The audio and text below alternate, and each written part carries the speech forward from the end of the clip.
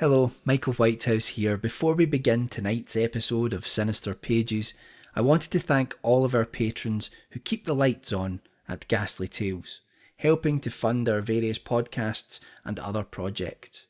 Your incredible generosity has really bowled me over, and I'm so very lucky to have readers and listeners as passionate about these projects as I am. If you would like to join the ranks of our intrepid explorers of the dark, head over to patreon.com/Michael Whitehouse and gain access to exclusive episodes of Sinister Pages and more. I'm not a fan of always plugging the Patreon other than to say thanks to those who support me and Ghastly Tales, but it is really the only way to help us grow. Thanks again, and now I'll fade off into the dark. A very happy Halloween to each and every one of you. Enjoy the show.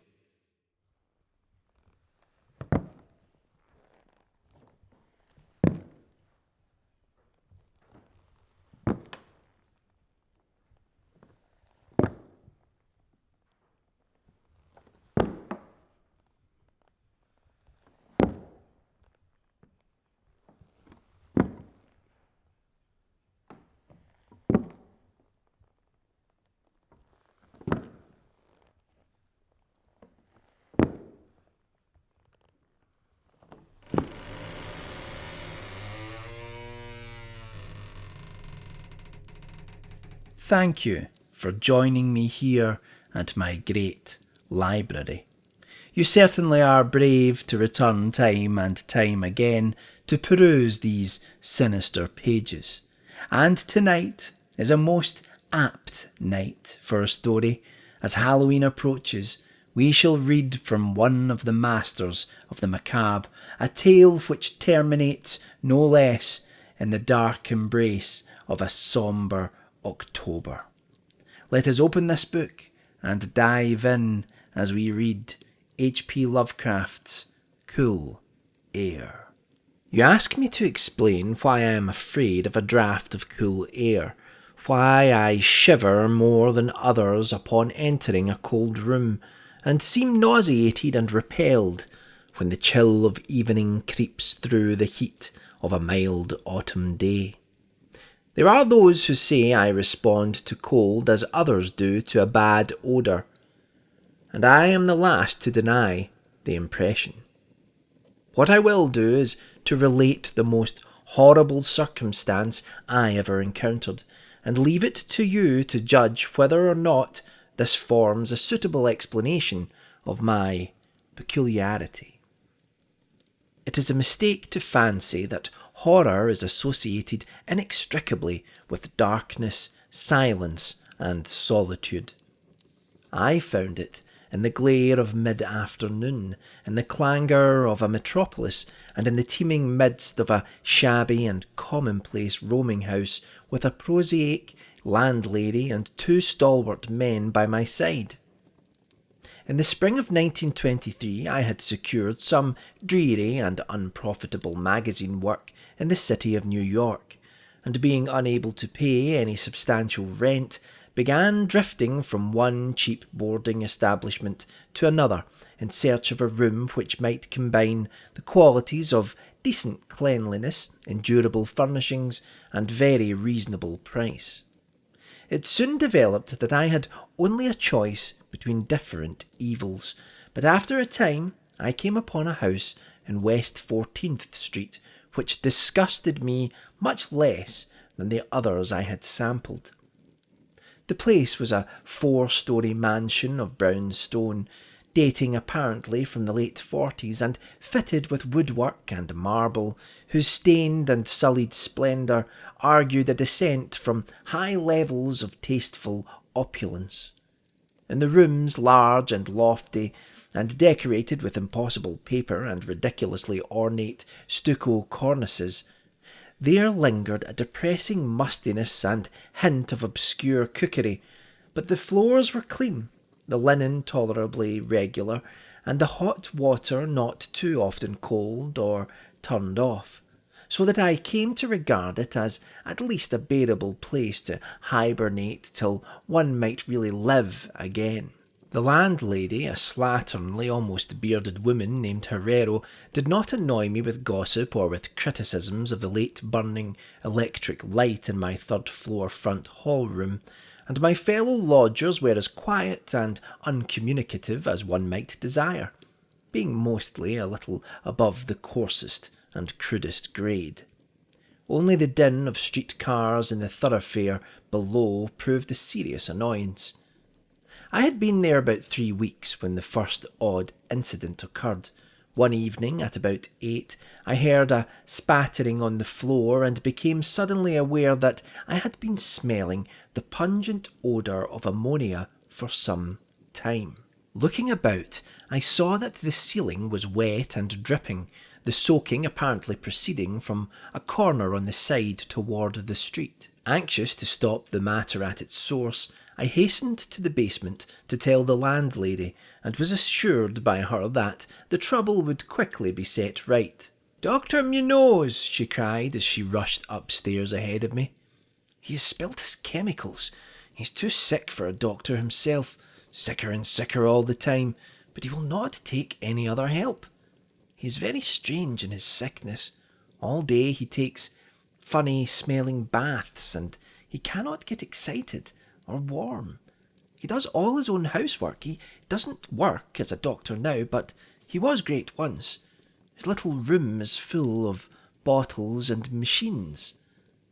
My father in Barcelona has heard of him, and only recently he fixed the arm of a plumber who was hurt not long ago. He never goes out, only on the roof, and my boy Esteban brings him food, laundry, medicines, and chemicals. My God, the sal ammoniac he uses to keep himself cool." Mrs. Herrero disappeared up the staircase to the 4th floor, and I returned to my room. The ammonia ceased to drip, and as I cleaned up what had spilled and opened the window for air, I heard the landlady's heavy footsteps above me. Dr. Munoz I had never heard, save for certain sounds as of some gasoline-driven mechanism.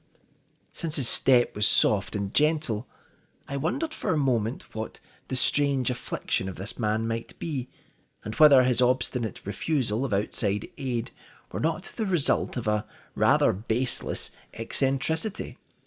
There is, I reflected tritely, an infinite deal of pathos in the state of an eminent person who's come down in the world.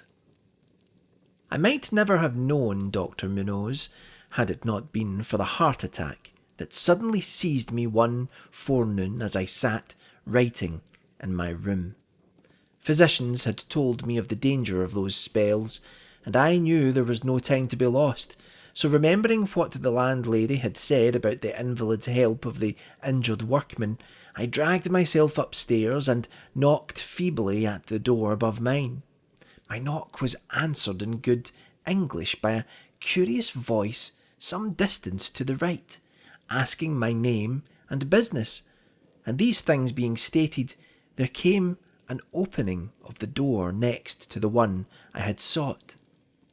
A rush of cool air greeted me, and though the day was one of the hottest of late July, I shivered as I crossed the threshold into a large apartment whose rich and tasteful decoration surprised me in this nest of squalor and seediness. A folding couch now filled its diurnal role of sofa, and the mahogany furniture, sumptuous hangings, old paintings, and mellow bookshelves all bespoke a gentleman's study rather than a boarding-house bedroom. I now saw that the hall room above mine, the little room of bottles and machines which Mrs. Herrero had mentioned, was merely the laboratory of the doctor, and that his main living quarters lay in the spacious adjoining room, whose convenient alcoves and large contiguous bathroom permitted him to hide all dressers and obtrusive utilitarian devices.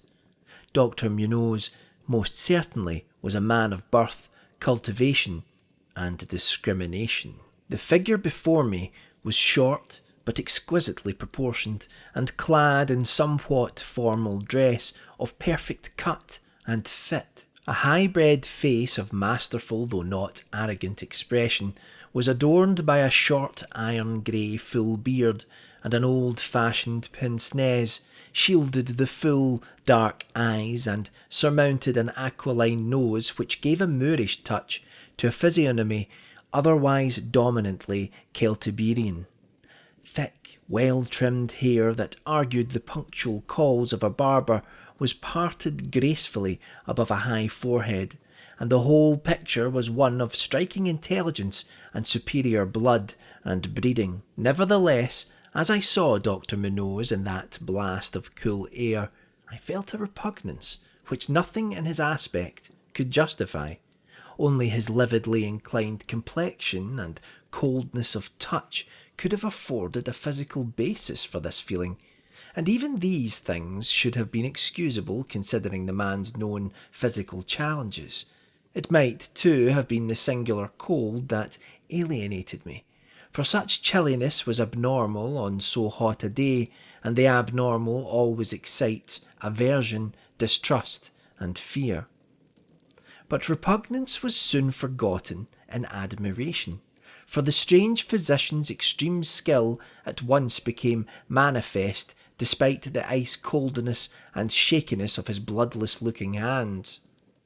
He clearly understood my needs at a glance, and ministered to them with a master's deftness, the while reassuring me in a finely modulated though oddly hollow and timbreless voice that he was the bitterest of sworn enemies to death, and had sunk his fortune and lost all his friends in a lifetime of bizarre experiment devoted to its bafflement and extirpation. Something of the benevolent fanatic seemed to reside in him, and he rambled on almost garrulously as he sounded my chest and mixed a suitable draught of drugs fetched from the smaller laboratory room.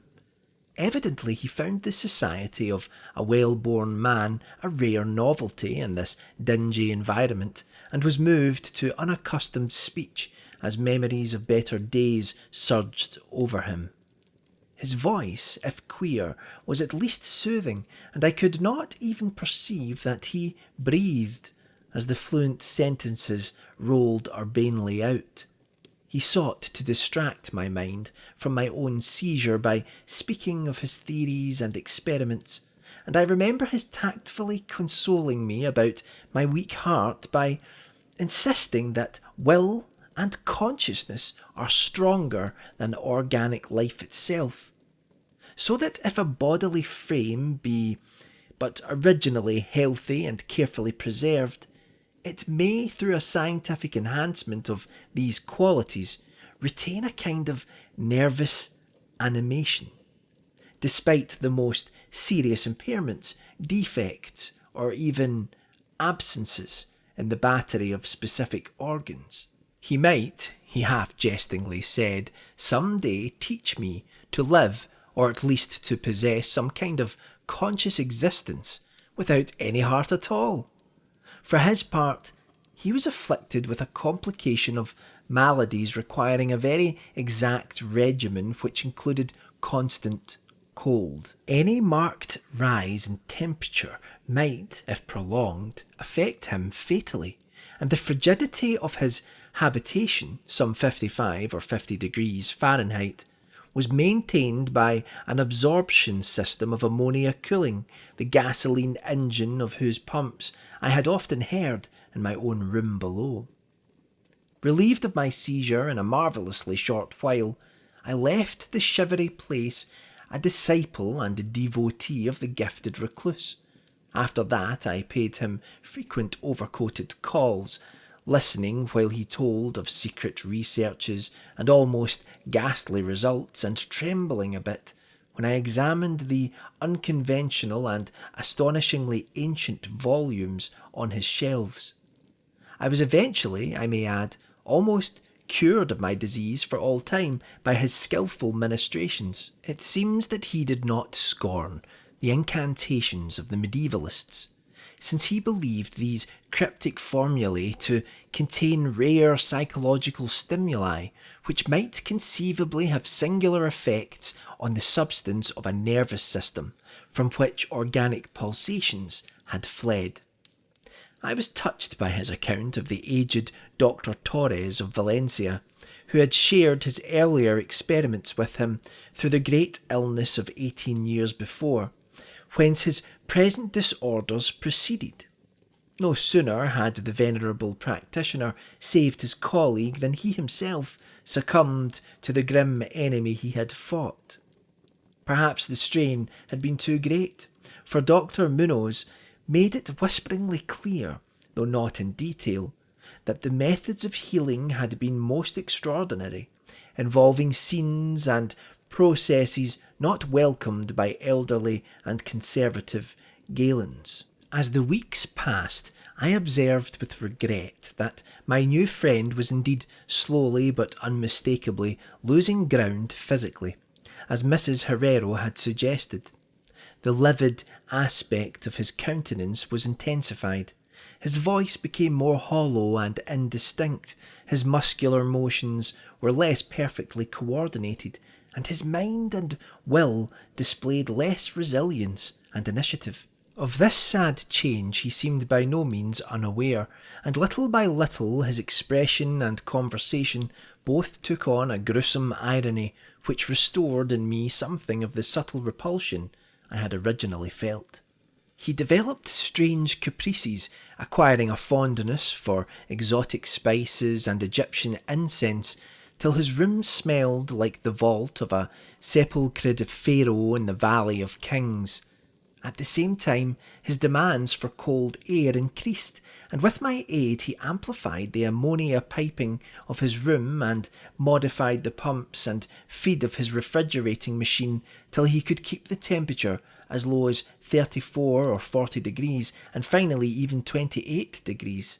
The bathroom and laboratory, of course, being less chilled, in order that water might not freeze, and that chemical processes might not be impeded. The tenant adjoining him complained of the icy air from around the connecting door, so I helped him fit heavy hangings to obviate the difficulty. A kind of growing horror of outre and morbid cast seemed to possess him.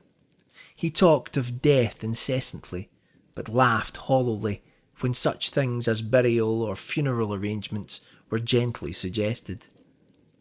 All in all, he became a disconcerting and even gruesome companion, yet in my gratitude for his healing, I could not well abandon him to the strangers around him, and was careful to dust his room and attend to his needs each day, muffled in a heavy ulster which I bought especially for the purpose. I likewise did much of his shopping, and gasped in bafflement at some of the chemicals he ordered from druggists and laboratory supply houses.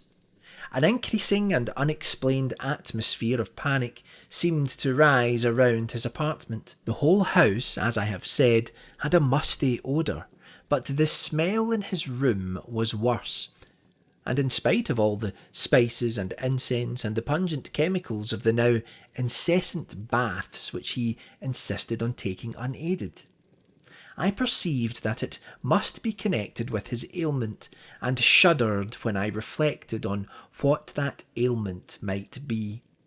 Mrs. Herrero crossed herself when she looked at him, and gave him up unreservedly to me, not even letting her son Esteban continue to run errands for him. When I suggested other physicians, the sufferer would fly into as much of a rage as he seemed to dare to entertain. He evidently feared the physical effect of violent emotion, yet his will and driving force waxed rather than waned, and he refused to be confined to his bed. The lassitude of his earlier ill days gave place to a return of his fiery purpose, so that he seemed about to hurl defiance at the death daemon even as that ancient enemy seized him. The pretence of eating, always curiously like a formality with him, he virtually abandoned, and mental power alone appeared to keep him from total collapse. He acquired a habit of writing long documents of some sort, which he carefully sealed and filled with injunctions that I transmit them after his death to certain persons whom he named, for the most part lettered East Indians, but including a once celebrated French physician now generally thought dead, and about whom the most inconceivable things had been whispered. As it happened, I burned all these papers undelivered and unopened. His aspect and voice became utterly frightful, and his presence almost unbearable. One September day, an unexpected glimpse of him induced an epileptic fit in a man who had come to repair his electric desk lamp, a fit for which he prescribed effectively, whilst keeping himself well out of sight. The man, oddly enough, had been through the terrors of the Great War without having incurred any fright so thorough. Then, in the middle of October, the horror of horrors came with stupefying suddenness. One night, about 11, the pump of the refrigerating machine broke down, so that within 3 hours the process of ammonia cooling became impossible. Dr. Munoz summoned me by thumping on the floor, and I worked desperately to repair the injury while my host cursed in a tone whose lifeless, rattling hollowness surpassed description. My amateur efforts, however, proved of no use, and when I had brought in a mechanic from a neighbouring all-night garage, we learned that nothing could be done till morning, when a new piston would have to be obtained. The moribund hermit's rage and fear, swelling to grotesque proportions, seemed likely to shatter what remained of his failing physique, and once a spasm caused him to clap his hands to his eyes and rush into the bathroom. He groped his way out with face tightly bandaged, and I never saw his eyes again. The frigidity of the apartment was now sensibly diminishing, and at about 5 a.m. the doctor retired to the bathroom, commanding me to keep him supplied with all the ice I could obtain at all-night drugstores and cafeterias. As I would return from my sometimes discouraging trips and lay my spoils before the closed bathroom door, I could hear a restless splashing within, and a thick voice croaking out the order for more. At length a warm day broke, and the shops opened one by one. I asked Esteban either to help with the ice fetching whilst I obtained the pump piston, or to order the piston while I continued with the ice, but instructed by his mother, he absolutely refused. Finally, I hired a seedy-looking loafer whom I encountered on the corner of 8th Avenue to keep the patient supplied with ice from a little shop, where I introduced him and applied myself diligently to the task of finding a pump piston and engaging workmen competent to install it. The task seemed interminable, and I raged almost as violently as the hermit when I saw the hours slipping by in a breathless, foodless round of vain telephoning and a hectic quest from place to place, hither and thither by subway and surface car. About noon I encountered a suitable supply house far downtown, and at approximately 1:30 p.m. arrived at my boarding place with the necessary paraphernalia and 2 sturdy and intelligent mechanics. I had done all I could, and hoped I was in time. Black terror, however, had preceded me. The house was in utter turmoil, and above the chatter of odd voices I heard a man praying in a deep basso. Fiendish things were in the air, and lodgers told over the beads of their rosaries as they caught the odour from beneath the doctor's closed door. The lounger I had hired, it seems, had fled, screaming and mad-eyed, not long after his second delivery of ice, perhaps as a result of excessive curiosity. He could not, of course, have locked the door behind him, yet it was now fastened, presumably from the inside. There was no sound within save a nameless sort of slow, thick dripping. Briefly consulting with Mrs. Herrero and the workmen, despite a fear that gnawed my inmost soul, I advised the breaking down of the door, but the landlady found a way to turn the key from the outside with some wire device. We had previously opened the door of all the other rooms on that hall, and flung all the windows to the very top. Now, noses protected by handkerchiefs, we tremblingly invaded the accursed south room, which blazed with the warm sun of early afternoon. A kind of dark, slimy trail led from the open bathroom door to the hall door, and thence to the desk where a terrible little pool had accumulated. Something was scrawled there in pencil in an awful blind hand on a piece of paper hideously smeared as though by the very claws that traced the hurried last words. Then the trail led to the couch and ended unutterably. What was or had been on the couch I cannot and dare not say here, but this is what I shiveringly puzzled out on the stickily smeared paper before I drew a match and burned it to a crisp. What I puzzled out in terror as the landlady and two mechanics rushed frantically from that hellish place to babble their incoherent stories at the nearest police station. The nauseous words seemed well nigh incredible in that yellow sunlight, with the clatter of cars and motor trucks ascending clamorously from crowded 14th Street. Yet I confess that I believed them then. Whether I believe them now, I honestly do not know. There are things about which it is better not to speculate. And all that I can say is that I hate the smell of ammonia and grow faint at a draught of unusually cool air.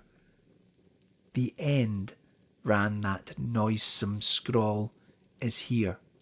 No more ice. The man looked and ran away, warmer every minute, and the tissues can't last. I fancy you know what I said about the will and the nerves and the preserved body after the organs ceased to work. It was good theory, but couldn't keep up indefinitely.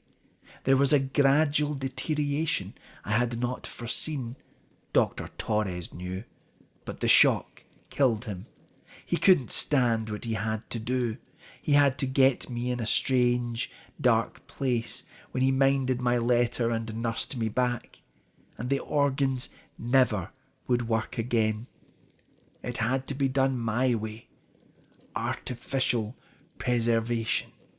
For you see, I died that time 18 years ago. The book closes here. An enthralling tale from Lovecraft, no doubt heavily inspired by Edgar Allan Poe's The Facts in the Case of M. Valdemar. Well, I think you better go now. Be careful out there as you leave the woods. It is Halloween after all, and as we have learned tonight, sometimes the dead refuse to die. When you're ready, I'll be here once again, here to read to you another grotesque or spine-tingling tale from these sinister pages.